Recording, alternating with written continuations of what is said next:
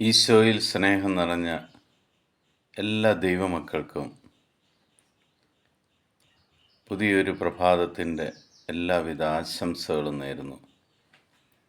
കർത്താവിൻ്റെ കൃപയും അനുഗ്രഹവും ഇന്ന് നിങ്ങളുടെ കൂടെ ഉണ്ടായിരിക്കട്ടെ എന്ന് പ്രാർത്ഥിക്കുന്നു.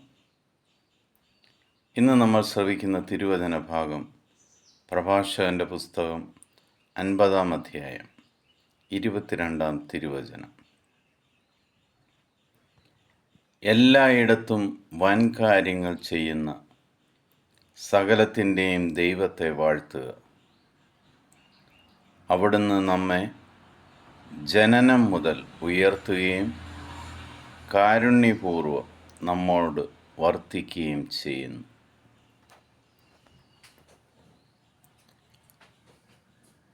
ഈശോയിൽ സ്നേഹം നിറഞ്ഞ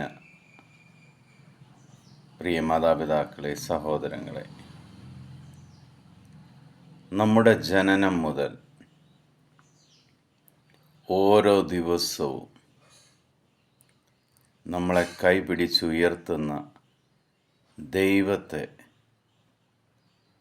നമുക്ക് വേണ്ടി എല്ലാ കാര്യങ്ങളും ചെയ്തു തരുന്ന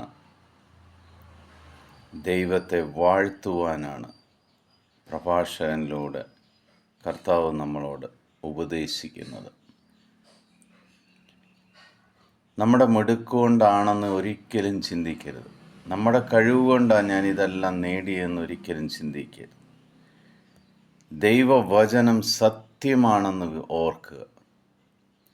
നീ എന്തെല്ലാം ഈ നിമിഷം വരെ നേടിയിട്ടുണ്ടോ, അതെല്ലാം ദൈവത്തിൻ്റെ കൃപയും അനുഗ്രഹവുമാണെന്ന്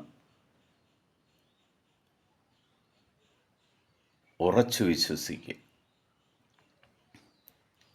ലോകം നിനക്ക് തരുന്നതെല്ലാം അതിന് കണക്ക് പറഞ്ഞ് തിരിച്ചു മേടിക്കും.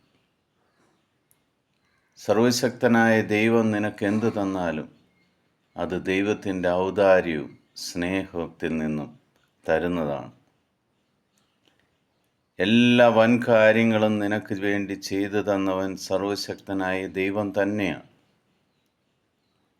ആ ദൈവത്തെ നീ സമയം കിട്ടുമ്പോഴെല്ലാം വാഴ്ത്തുക.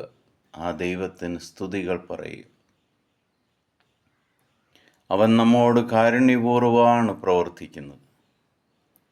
നിനക്കെന്തെല്ലാം വേദന വന്നാലും കഷ്ടത വന്നാലും അതിൽ തകർന്നു പോകാതെ, നിന്റെ ജീവൻ നഷ്ടപ്പെടാതെ സൂക്ഷിക്കുന്നവനാണ് ആ ദൈവം. നിനക്ക് വിജയം തരുന്ന യോദ്ധാവാണ് ദൈവം.